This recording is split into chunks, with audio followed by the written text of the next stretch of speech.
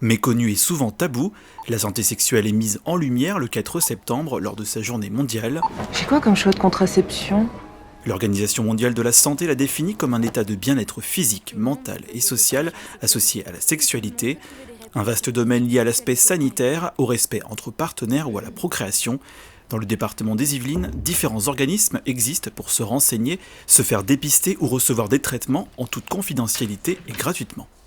Née d'un mouvement féministe il y a 60 ans, l'association Planning Familial offre un espace de discussion au public et informe sur la santé sexuelle, contraception, avortement, orientation ou encore violence. Ici au Muro, les conseillères reçoivent les bénéficiaires avec ou sans rendez-vous. Des animations en groupe sont également proposées. L'idée, c'est de pouvoir libérer la parole grâce à des jeux, le plus souvent, donc des activités plutôt ludiques, mais qui sont souvent en fait un prétexte pour venir se questionner sur notre vie affective et sexuelle.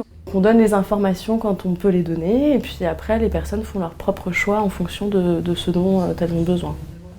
Tout comme le planning familial, le centre de santé sexuelle accueille le public pour l'informer et l'écouter. Mission du conseil départemental, ce lieu permet aussi des consultations médicales grâce à des médecins et des sages-femmes présents sur place. Accès à la contraception, dépistage et traitement contre les infections sexuellement transmissibles sont quelques-uns des actes pratiqués ici à Plaisir. La santé sexuelle fait partie de la santé générale et la sexualité est une partie importante du bien-être. Par exemple, quelqu'un qui aurait été victime de violences sexuelles peut être amené à avoir des conduites alimentaires troublées et voilà, on peut se demander pourquoi telle personne est sur le chemin de l'obésité. Et ben oui, c'est lié à la santé sexuelle.